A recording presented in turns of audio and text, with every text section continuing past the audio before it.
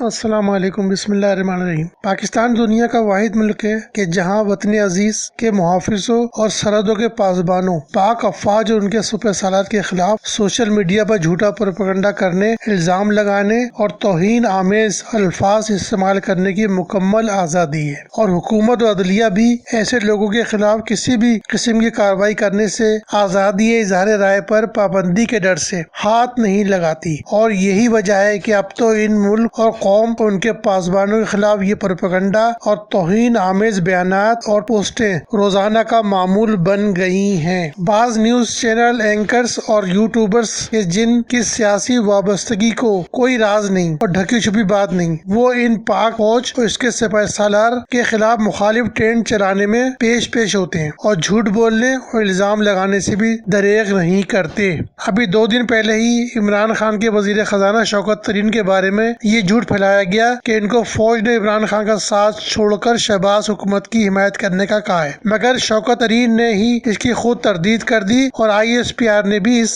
جھوٹی خبر کی تردید کر دی۔ کل پھر یہی جھوٹا پروپیگنڈا کیا گیا اور کہا گیا کہ فوج کے 150 افراد کی پنشن اور مراد مریم نواز کے کہنے پر بند کر دی گئی ہیں، مگر اس جھوٹی خبر کی بھی تردید ہو گئی اور کہا گیا کہ صرف 5 افراد کو ہی فوج مخالف مہم چلانے پر پنشن مراد واپس لی گئی ہیں۔ دفاعی ذرائع نے 150 ریٹائرڈ فوجیوں کے خلاف کارروائی کی تردید کرتے ہوئے صحافیوں اور یوٹیوبرز کے جھوٹ پھیلانے پر افسوس کا اظہار کیا اور کہا کہ امید ہے کہ حکومت اور میڈیا آئین کی خلاف ورزی کرتے ہوئے فوج کو ٹارگٹ کرنے والوں کے خلاف کارروائی کرے گی۔ ان 5 افراد کے خلاف کارروائی گزشتہ ماہ قانونی طریقہ کار کے مطابق کی گئی تھی اور انہیں اپنے دفاع کا موقع بھی فراہم کیا گیا تھا، اور GHQ نے یہ کارروائی مریم نواز صاحبہ کے 2 دن پہلے کے بیان سے 2 ہفتے پہلے کی تھی۔ اس لیے اس کارروائی کو مریم نواز صاحبہ کے بیان سے منسلک کرنا جھوٹ، غیر ذمہ دارانہ، بغیر تصدیق کے جھوٹ پھیلانے کے مترادف ہے۔ فوج کو امید ہے کہ حکومت ان عناصر کے خلاف کارروائی کرے گی جو فوج کے ادارے کو بدنام کر رہے ہیں۔ جن ریٹائرڈ افسران کے خلاف کارروائی ہوئی وہ میجر سے میجر جنرل تک رینک کے افسران تھے۔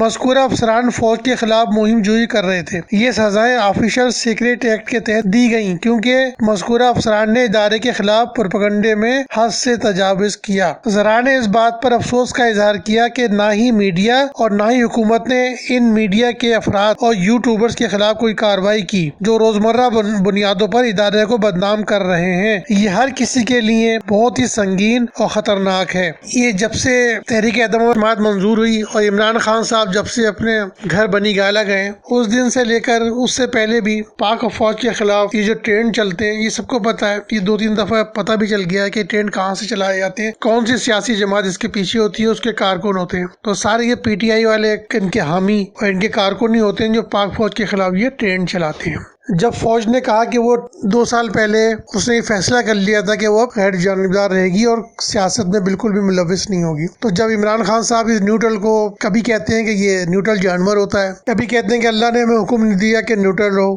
بلکہ جو سچ بولتا ہے اس کے ساتھ دو، اس کا مطلب یہ کہ وہ چاہتے ہیں کہ نیوٹرل نہ ہو، فوج غیر جانبدار نہ ہو بلکہ جانبدار ہو، اسی طرح کی جانبدار ہو جیسے 2018 کے الیکشن میں تھی۔ 2018 کے الیکشن کیونکہ آج سے 2 سال پہلے ہوئے ہیں، تو اس وقت تو خود DG ISPR نے بھی کہہ دیا کہ اس وقت تو وہ فوج، ظاہر بات ہے یہ 2 سال پہلے فیصلہ ہوا ہے کہ سیاست میں حصہ نہیں لیا، اس کا مطلب ہے کہ اس وقت تو فیصلہ نہیں ہوا تھا نا۔ تو جو بھی اس وقت لیڈ کر رہا تھا، آپ کو پتا ہے کہ 2 ادارے ہیں، ایک کا ادارہ جو جس کو ISI کہتے ہیں وہ یہ معاملات دیکھتا ہے، اس کا سربراہ جو ہے وہ اس کا جواب دہ بھی وزیر اعظم کو ہوتا ہے، فوج کو جواب دہ بھی نہیں ہوتا وہ اس کے سپہ سالار کو، تو وہ اپنے طور پر یہ معاملات دیکھتا ہے اور اپنے طور پر وہ معاملات چلاتا ہے۔ تو جو کچھ ہوتا رہا سب کے سامنے ہے، کس طرح سے الیکشن میں دھاندلی کی گئی یہ سب کے سامنے ہے، ٹھیک ہے نا۔ جب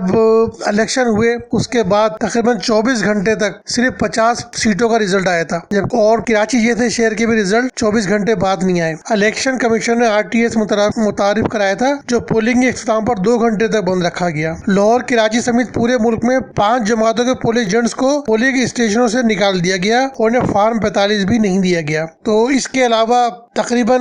پورے ملک میں کنٹرول کر لیا گیا تھا تمام پولنگ اسٹیشنوں کا اور رزلٹ کا، اور تمام معاملات اپنے ہاتھ میں لے لیے گئے تھے۔ اس کے بعد رزلٹ جو تقریباً 24 گھنٹے تک 50 سیٹوں کا اناؤنس ہوا، اس کے بعد جب دیکھا گیا کہ عوام جو ہے وہ خاموش ہو گئے، ان کو کچھ پتہ نہیں کہ کون سی پارٹی جیتے گی، تو پھر پی ٹی آئی کو اتنی سیٹیں دلا دی گئیں کہ جو پچھلا الیکشن ہوا تھا 2013 کا، اس میں پی ٹی آئی نے صرف 28 سیٹیں لی تھیں، جبکہ جو 2018 کے الیکشن میں اس کو 116 نشستیں دلائی گئیں۔ تو یہ اس کے بعد سینیٹ کے الیکشن میں بھی آپ نے دیکھا کس طرح سے وہ حکومتی نمائندوں کو جتایا گیا۔ تو یہ تمام معاملات عمران خان صاحب انہی حالات کے عادی تھے۔ اس کے بعد جب ان کی حکومت بننے کو آئی تو انہوں نے اکثریت نہیں دی انہیں، تو اتحادیوں کو پھر ان کے ساتھ ملایا گیا، اور آج وہی اتحادی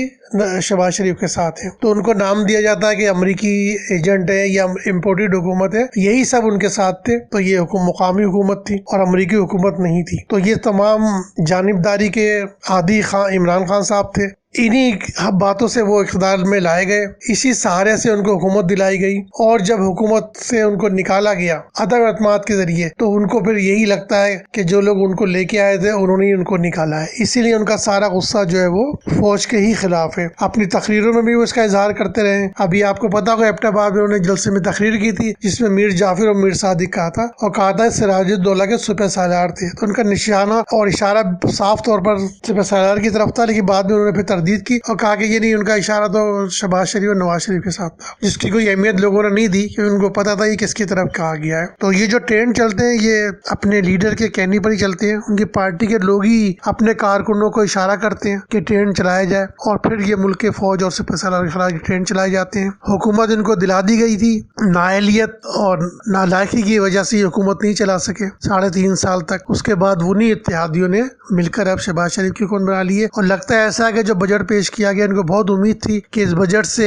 ایسے حالات پیدا ہو جائیں گے کہ یہ لانگ مارچ کو دوبارہ ان کا موقع ملے گا، لیکن لگتا ہے ایسا ہی ہے کہ اس بجٹ آنے سے ان کی جو امید تھی وہ بھی اب مان پڑ گئی ہے، اور مایوسی کا شکار ہیں، اسی لیے انہوں نے کل یہ ٹرینڈ چلایا سپہ سالار کے خلاف۔ اب کوئی راستہ ان کے پاس بچا نہیں ہے، سپریم کورٹ ان کو اجازت دے گی نہیں کہ وہ جا کے دوبارہ دھرنا دے کے 126 دن بیٹھے۔ پہلے بھی سپریم کورٹ کے جج نے یہی کہا تھا کہ آپ جاؤ، تقریریں کرو، جلسہ کرو، اور اس کے بعد واپس آ جاؤ۔ تو خان صاحب تو اس موڈ میں ہے ہی نہیں، وہ تو یہی چاہتے ہیں کہ دوبارہ جائیں، وہاں بیٹھیں، اور وہیں بیٹھ کے وہ تقریریں کرتے رہیں، اور حکومت لوگوں کو ہدایتیں دیتے رہیں، اور روزانہ شام کو وہاں پر وہ جلسہ گاہ بنائے۔ تو یہ اب ایسا ممکن نہیں ہے، اسی لیے مایوسی کی حد بڑھتی جا رہی ہے ان کی، اور اس کا غصہ جو ہے وہ پاکستان کے پاسبانوں، پاکستان کے سرحد کے محافظوں کے خلاف نکال رہے ہیں۔ تھوڑے دنوں پہلے بھارتی ٹی وی سے ایک خبر آ رہی تھی، اس میں یہ دکھایا، اس میں بتا رہا تھا کہ اگر بھارت کروڑوں روپے بھی خرچ کرتا تو ایسا اس کو فائدہ نہیں ہو سکتا تھا جیسا فائدہ عمران خان کے کارکنوں اور عمران خان کی وجہ سے ہوا ہے، کہ آج پاکستان میں 74 سال بعد پہلی دفعہ فوج کے خلاف میڈیا میں، سوشل میڈیا میں اس طرح کی زبان استعمال ہو رہی ہے۔ تو وہ کہہ رہا تھا کہ عمران خان صاحب نے ہمارے لیے یہ بہت بڑا کارنامہ انجام دیا ہے۔ تو دعا ہی کر سکتے ہیں کہ ان کے ساتھ جو چلنے والے ہیں ان کی آنکھیں کھلیں اور وہ دیکھیں کہ اپنے ملک، اپنی فوج کے خلاف پروپیگنڈا کر کے وہ پاکستان کے سب سے بڑے دشمن بھارت کو ہی فائدہ پہنچا رہے ہیں اور کچھ نہیں۔ اقتدار صرف عوامی دلائیں گے، پہلے ضرور ان کو اقتدار فوج نے یا ان کے جو ISI کے عضویت کے سربراہ تھے اس نے دلایا تھا، اس دفعہ اس کا کوئی چانس نہیں ہے۔ تو ان کو عوام کے ہی پاس جانا پڑے گا، جس کو انہوں نے لانگ مارچ میں دیکھ ہی لیا ہے کہ پورے پنجاب سے 1000 افراد بھی ان کے ساتھ نہیں آئے تھے۔ تو خان صاحب کے لیے بہتر یہی ہے کہ اب وہ اپوزیشن میں ہی رہ کے سیاست کریں، حکومت میں آنا فی الحال ان کے قسمت میں اب نہیں ہے۔ السلام علیکم۔